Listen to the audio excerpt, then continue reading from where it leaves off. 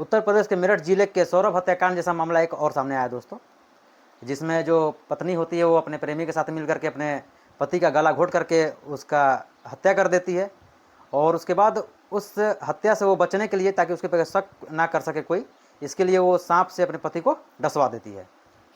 नमस्कार, मैं गौतम मौर्य आपसे फिर से जुड़ चुका हूँ एक सच्ची घटना के साथ।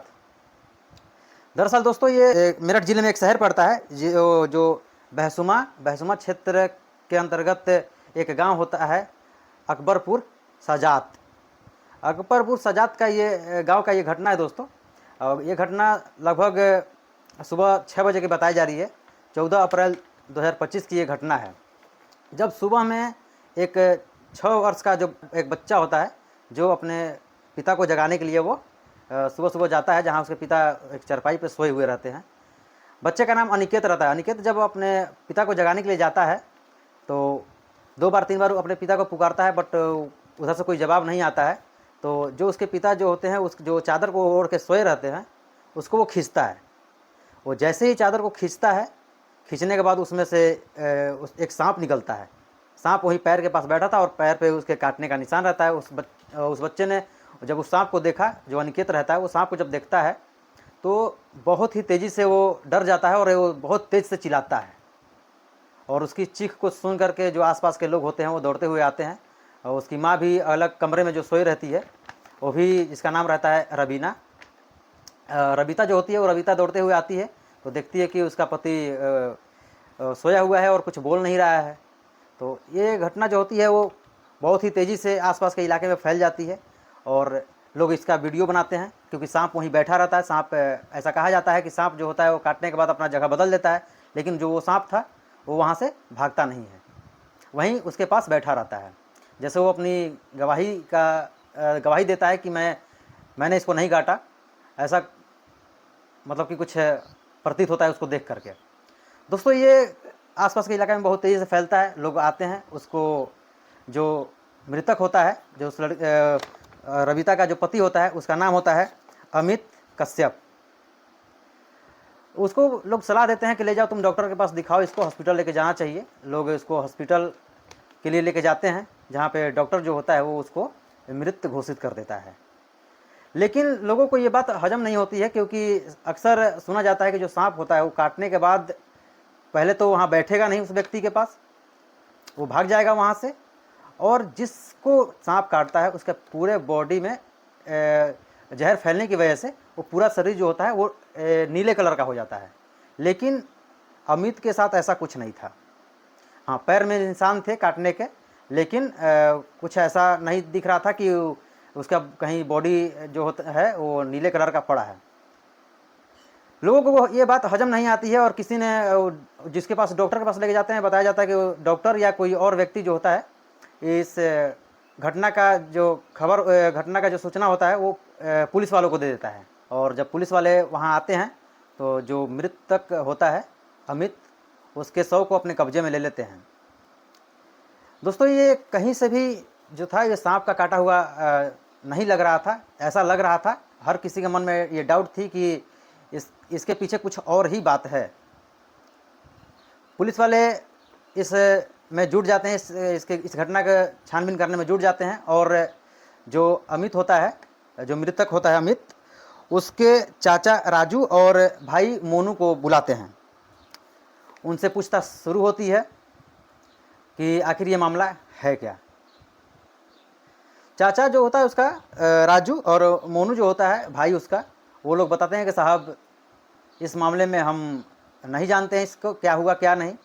प्रतिदिन की तरह हमको खाना पीना खा करके हम लोग सो गए थे, और क्या हुआ क्या नहीं इस बारे में हम लोग कुछ नहीं जानते हैं। और लेकिन लोग बताते हैं कि हाँ, इसकी पत्नी के साथ, जो रबीता उसकी पत्नी होती है, कभी कभी उसके साथ इसका झगड़ा लड़ाई होता था। ये कह करके वो लोग चले जाते हैं। उसके बाद जो पुलिस होती है वो शव को पोस्टमार्टम के लिए भेज चुकी होती है।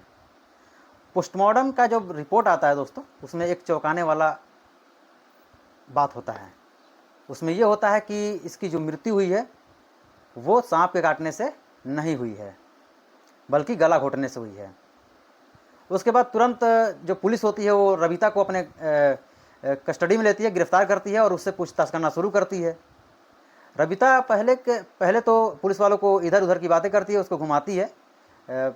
उसके बाद जब पुलिस वाले थोड़े सख्ती दिखाते हैं, कहा जाता है कि पुलिस वाले अगर चाहे तो मुर्दा भी बोलने लगता है।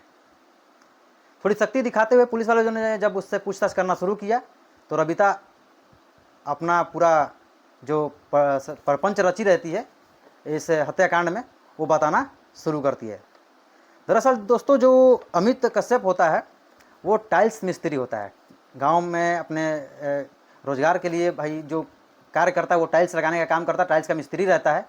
और उसका एक जो होता है दोस्त होता है जो उसके साथ काम करता है, जिसका नाम होता है अमरदीप। वो भी उसके साथ काम करता था, कभी कभी उसके घर आना जाना उसका होता था। वो बताती है कि जो उसका पति होता है अमित होता है, वो अक्सर उसके साथ मारपीट करता है, उसके गाली गलौज करता है, मारपीट करता है और कभी कभी तो उसको निवस्त्र करके भी मारता था।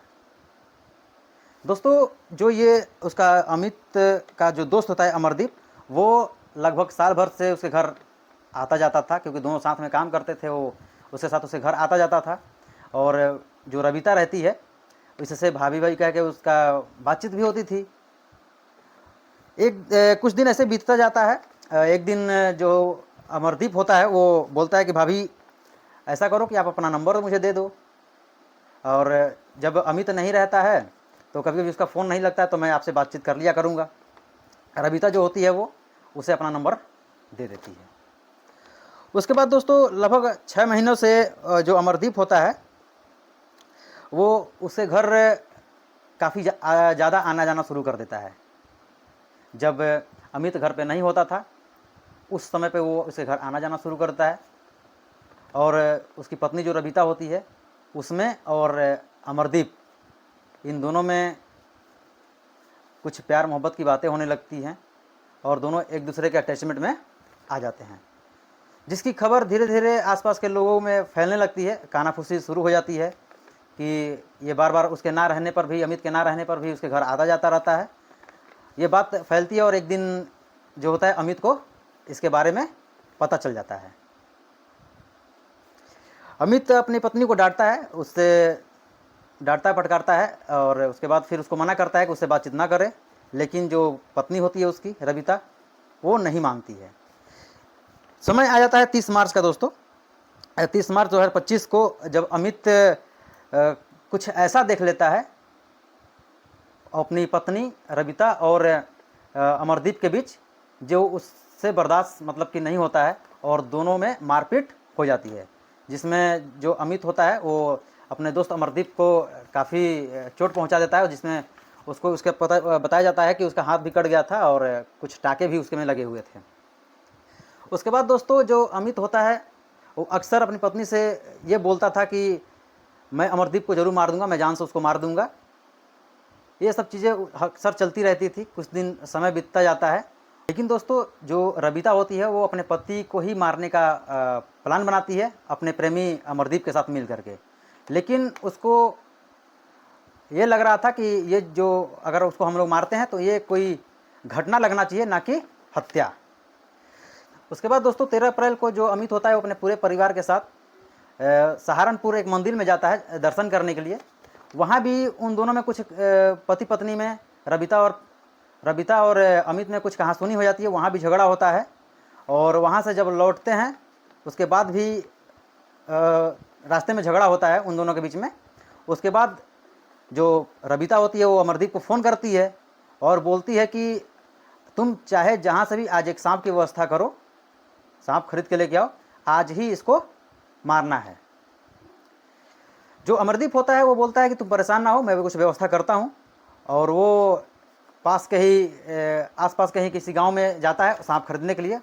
और जब वो लोग मंदिर से घर वापस आते हैं रात को लगभग खाना पीना खा करके अमित चला जाता है सोने के लिए, चारपाई पर सोने चला जाता है। और जब 12 रात बजता है तब उसको फ़ोन करती है रबीता अमरदीप को कि अब तुम आ जाओ। अमरदीप जो होता है वो रात को 12 बजे आता है और तब दोनों मिल करके अमित को ठिकाने लगाने की बात करते हैं कि इसको कैसे मारा जाए। अब दोस्तों वो सांप जो लेकर के आया रहता है उसको सोचते हैं वो लोग कि इसको हम लोग उसके पास छोड़ देते हैं, ये उसको काट लेगा और ये मर जाएगा। लेकिन रबिता को ये डर रहता है कि कहीं सांप है वो इधर उधर ना मतलब चला जाए, घर में बच्चे सो रहे हैं और भी लोग हैं, कहीं उसी को ना काट ले। तब उसके दिमाग में एक और आइडिया आता है। आइडिया ये होता है कि क्यों ना हम लोग पहले इसको मार दे, उसके बाद सांप से डसवा दे। उसके बाद दोस्तों ये दोनों मिलते हैं, मिल करके जो रबिता होती है अमित का जो हाथ और पैर होता है उसको पकड़ लेती है, पैर को ज़बरदस्ती पकड़ लेती है और इसका प्रेमी अमरदीप उसका गला दबा देता है।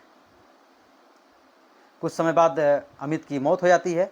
उसके बाद ये लोग जो सांप होता है जिसको लेकर के ये अमरदीप आया रहता है वो उसके पास छोड़ देता है और उसके बाद वो लोग सोचते हैं कि कहीं सांप उतर के भाग ना जाए, ये भी वो लोग को डर रहता है। उसके बाद उसको एक कंबल से ढक देते हैं। अब बताइए कि इस अप्रैल के महीने में इतनी गर्मी है, कंबल ओढ़ के कौन सोता है। लेकिन वो लोगों को यही समझ में आया कि अगर कहीं कोई हल्का कपड़ा अगर डालते हैं, चादर वगैरह डालते हैं तो सांप कहीं निकल के ना चला जाए, इसलिए कोई भारी भरकम कपड़ा उसके ऊपर कंबल वगैरह डाल देंगे ताकि सांप उसमें से निकल ना पाए और रात भर में उसको कई बार वो डस भी लेगा।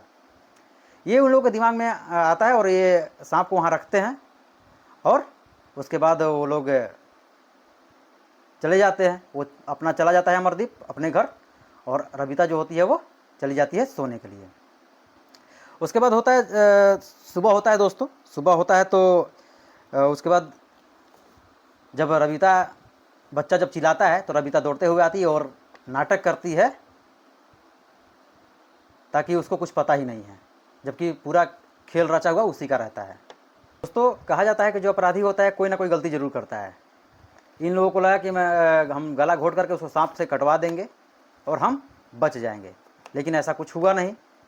पोस्टमार्टम रिपोर्ट में सच्चाई पता चल गई और इनको ये नहीं पता था कि जब सांप काटता है तो जो उसका जहर होता है वो हमारे पूरे बॉडी में फैलता है, क्योंकि हमारी पूरी बॉडी में जो हमारा खून होता है वो दौड़ता रहता है। और मरने के बाद जो एक मृतक शरीर होती है, जब वो मरने के बाद हमारा जो पूरा ब्लड होता है शरीर का वो स्थिर हो जाता है, जम जाता है। लेकिन इन लोगों को ऐसा पता, ये सब चीज़ें पता थी नहीं। तो वो लोगों ने जब सांप काटा तो पूरे बॉडी में जहर फैलेगा कहाँ से, क्योंकि वो तो मर चुका था और मरने के बाद जो हमारा ब्लड होता है वो जम जाता है। ये इनको पता नहीं था। तो ये थी घटना दोस्तों। दोनों को गिरफ्तार कर लिया गया है, पुलिस गिरफ्तार कर ली है। इस घटना का मकसद सिर्फ आपको जागरूक करना था। और मिलते हैं किसी ऐसे ही और नए टॉपिक के साथ। अगर मेरे चैनल को सब्सक्राइब नहीं किए होंगे तो सब्सक्राइब कर लीजिएगा, जिससे हमारी वीडियो आप तक आसानी से पहुंच जाए। मिलते हैं किसी नेक्स्ट वीडियो में, तब तक के लिए जय हिंद, जय भारत।